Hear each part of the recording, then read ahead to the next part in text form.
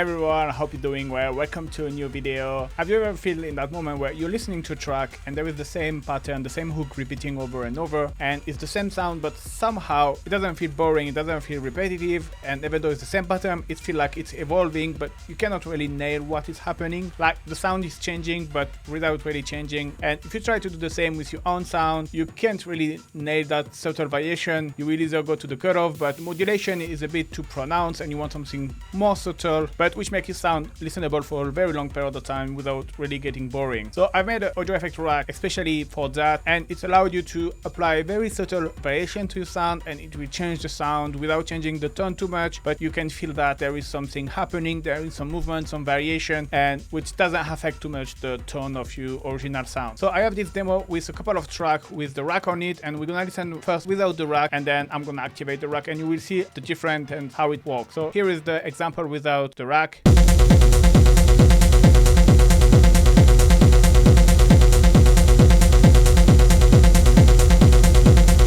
So everything is pretty steady, pretty straightforward, but then if I apply the rack,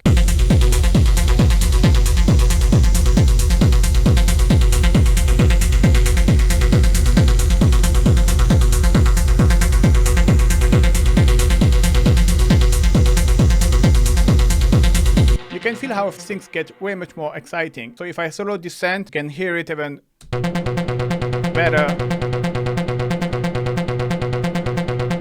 And when I activate,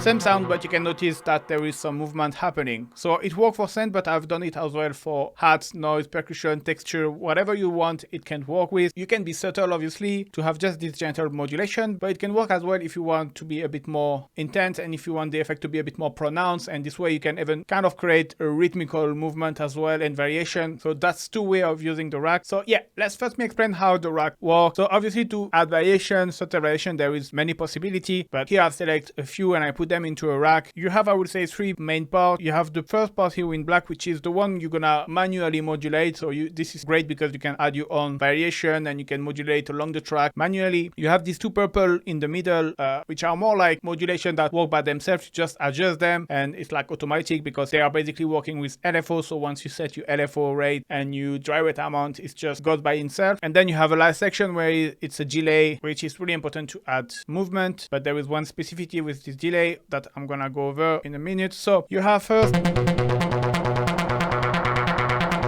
fold, which is kind of a wave shaping distortion. Same with the wave shape, is another type of wave shaping distortion.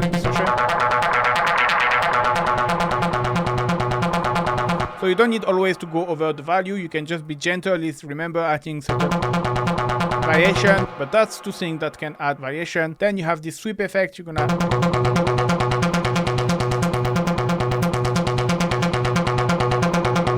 get this kind of subtle sweeping effect, and then you have this resonator. It kind of makes it sound a bit more resonant. So that's the first part for the one you can modulate yourself. Then you have the one that's gonna be modulating automatically. So you have a flanger, it's gonna create this nice slow movement and this kind of phasing modulation, which is really nice. Usually flanger and phaser are really nice to add movement because you have this phase modulation, so it doesn't really alter the tone, but it adds this movement. So I'm gonna exaggerate it, and you can hear how things are changing. You can change the rate here. Like I said, if you want something more rhythmical, but you can also slow down the rate and have something more slow and evolving. And you have here a stereo kind of effect, which you're gonna hear it kind of acting like an autopan where your sound is going left, right, but it's working a nicer way than autopan, I found.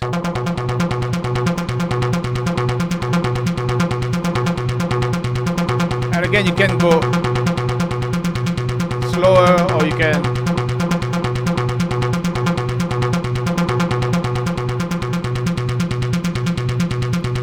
go a little bit more slower. I like, to be honest, around 1.4 or 1.3. It works well.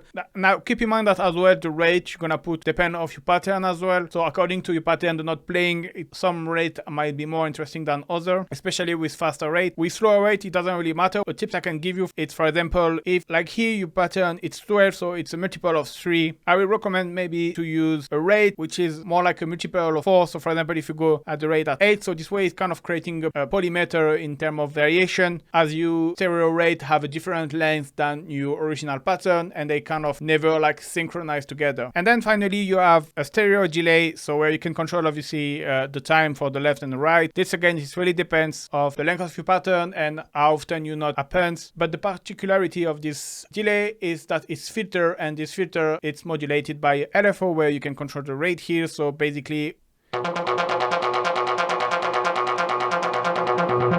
gonna accelerate. You can hear how the filter is moving. Kind of.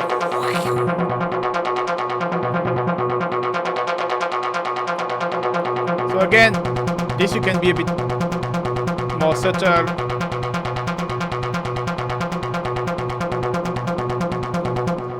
Or a bit more drastic. And yeah, here let me show you another example.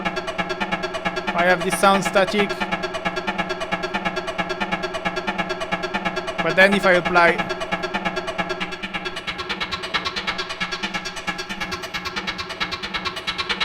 I get something.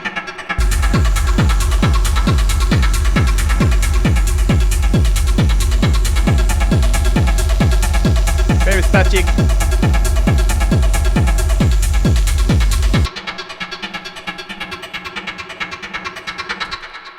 And like I said, I've used it as well on hats, noise, and perk. So again, I want to accentuate the fact that you don't need to use all the macro all the time in the same times. Remember that it's a subtle effect, so you might sometimes just want to be a bit more gentle. So now I'm not going to rebuild the rack from scratch for two reasons. First, mainly because it would take very long time. And second, there is not really much to learn by recreating from scratch. I'm going to go over inside and explain why I've chosen this device and how I made it sound like this. But going over every little single detail won't gonna really help you, because sometimes the stuff I do, it's by experimenting, and so I don't really have like an explanation. It's just like sounds good in that setting. So especially for example, if I go with the fold one, where for example for this effect I use the saturator in wave shaper mode, and then I play with the color here, which is kind of a filter, and which allow me to have this kind of change in tone, but I can't really explain you like exactly why I put the bass at 14.9 and the frequencies there. It's just like tweaking, and you feel like you find a sweet spot and it just works. And so this is for the first fold, and wave shape is exactly the same. It's a wave shaper. I activate the DC this time, and this time I've done the opposite. The depth is on the fixed value, but the bass you can change, and it was changing the sound. Now we can go into the resonator, which is right over there,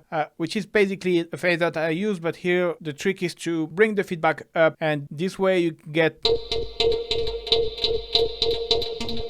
you see, you get a very resonating sound because of the feedback. Inverting the polarity of the feedback helps as well to have a kind of more nasal sound.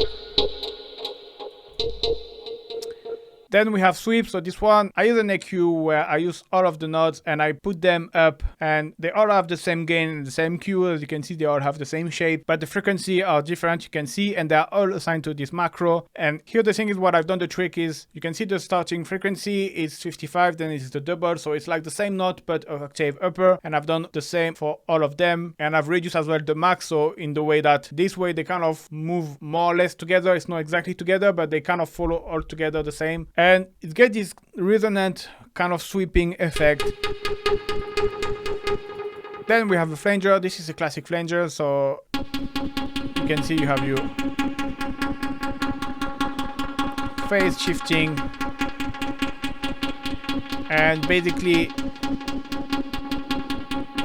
you have the LFO2 right here, which is modulating it. Then we have the stereo one, which is an interesting one. And here one of the trick is to change the phase. So this way is what's great, this kind of stereo. So if I bring at 0, you can see it doesn't have this left-right movement, but as more as I bring up the phase, you get this nice stereo movement, and that's what's create the whole effect basically. Then again, the rate kind of control the movement left to right.